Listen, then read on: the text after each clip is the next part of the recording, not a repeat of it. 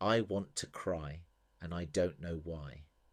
A ghost movement essay. There are moments when the body leans forward before the mind has caught up.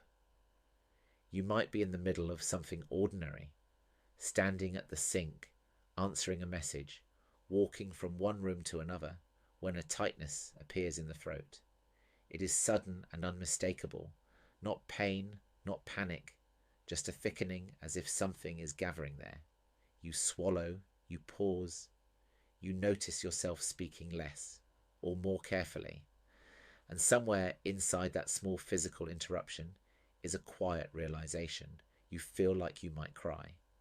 There is no reason you can point to. Nothing has happened. No memory arrives. No story explains it. Still, the feeling is there. For many people, this moment brings confusion before it brings emotion. The body has spoken, but the mind has nothing to say back. We are used to tears arriving with explanations. We cry because we are hurt or moved or overwhelmed or relieved. We expect an event to sit behind the response. When it does not, the response feels wrong or embarrassing or suspect. We start searching for a cause, scanning recent conversations, recent thoughts, recent days. We ask ourselves what we are missing. We wonder if we are overreacting or if something is broken. All the while, the throat stays tight. The urge does not leave just because it cannot be named. This experience is more common than people admit. Wanting to cry without knowing why is not rare or dramatic. It is a quiet human state that often goes unspoken because it resists explanation. It does not fit neatly into the language we are encouraged to use about feelings. There is no clear label to apply, no obvious solution to reach for, and so the moment is often managed rather than honoured. We clear our throat, we take a breath, we move on. We keep the body contained while the mind tries to catch up. What often goes unnoticed is that the body is not malfunctioning in these moments. It is doing exactly what it knows how to do.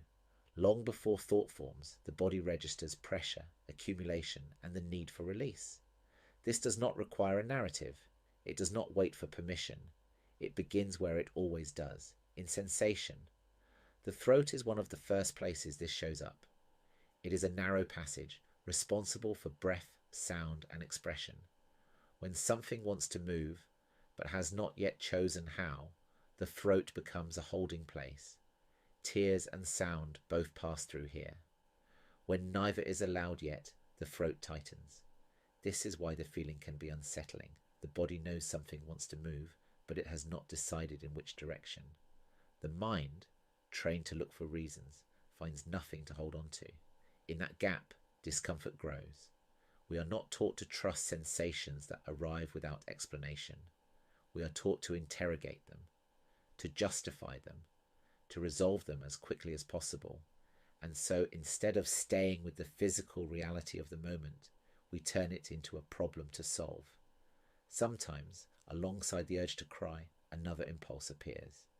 It may come a little later, or it may arrive at the same time. It is the urge to scream, not at anyone, not because of anger, just a desire to push sound out, to break the pressure, to let something move forcefully instead of softly. This too can feel confusing, even shameful. Crying is at least socially recognizable. Screaming without reason feels less acceptable, and yet it comes from the same place, the same unnamed pressure, the same bodily intelligence looking for a way through. Both impulses are attempts at release. One moves inward and downward, the other moves outward and expansive. Neither requires a story to justify it. They are not messages that need decoding, they are movements waiting to happen. When neither feels possible, the body holds.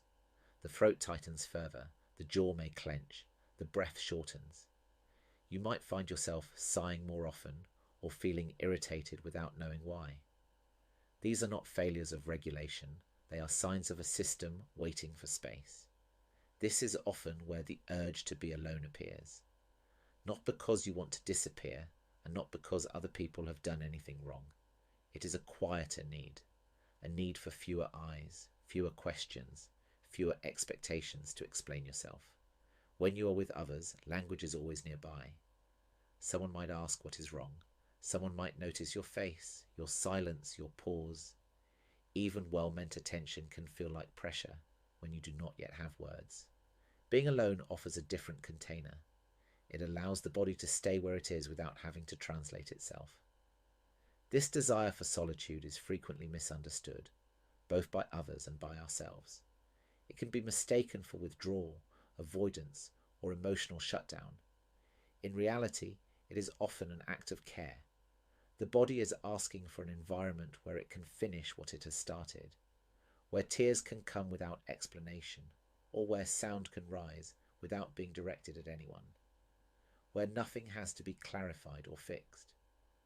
Wanting to be alone in these moments is not about pushing people away.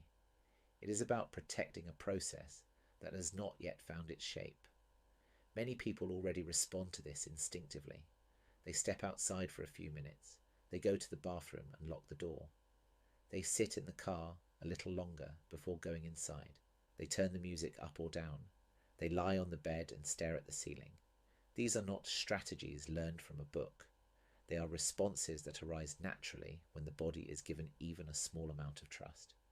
What often undermines them is the voice that says we should be able to explain ourselves better, or that we should not need this space at all. The pressure to know why we feel something runs deep.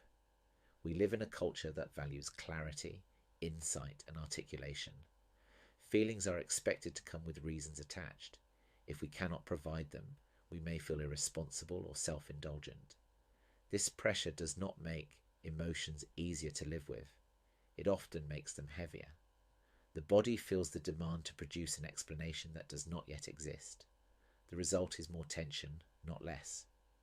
There is another way to understand these moments. Instead of asking why, we can notice what is happening. The throat is tight.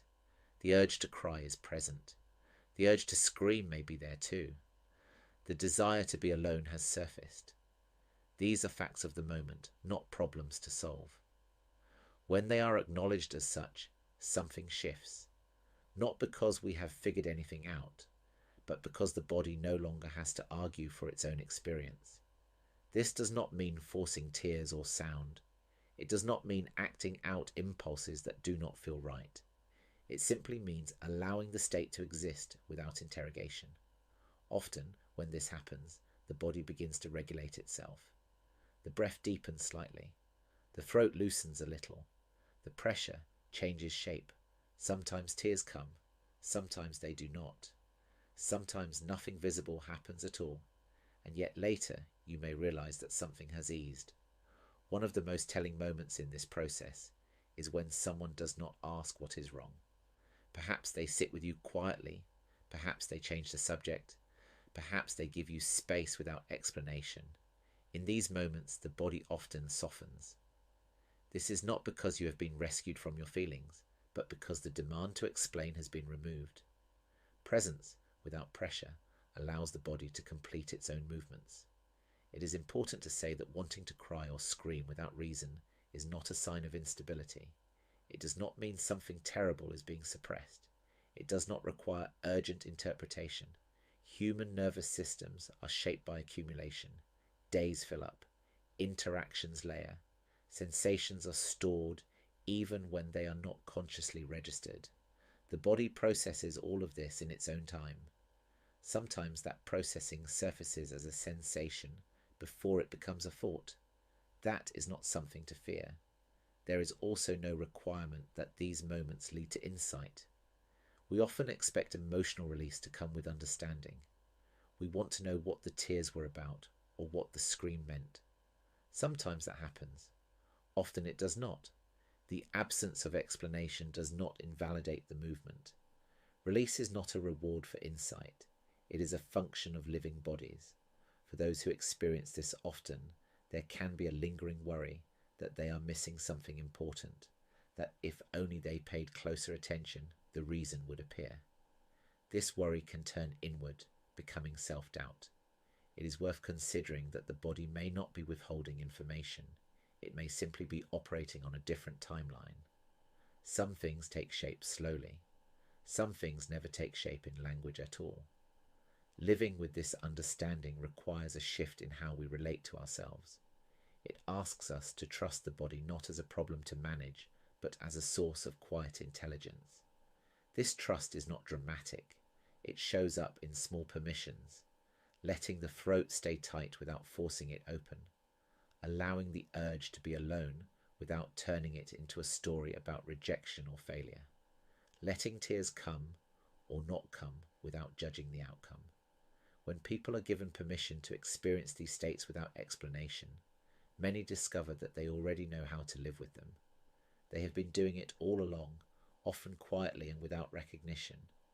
The relief comes not from learning something new, but from realizing that nothing was wrong in the first place. There is something deeply human about wanting to cry and not knowing why. It speaks to the fact that we are more than our thoughts, that our bodies hold more than our words can reach. In a world that constantly asks us to explain ourselves, these moments remind us that not everything meaningful arrives in language. Some things arrive as pressure, as tightness, as an urge to step away and breathe. If you recognize yourself here, there is nothing you need to do with that recognition. You do not need to chase it or fix it or turn it into a plan. You can simply let it be what it is, a moment where the body speaks first, a moment where the mind can afford to listen later. Sometimes the body asks for softness, sometimes it asks for force, sometimes it does not yet know which. Wanting to cry and wanting to scream can live side by side, held in the same throat, waiting for space.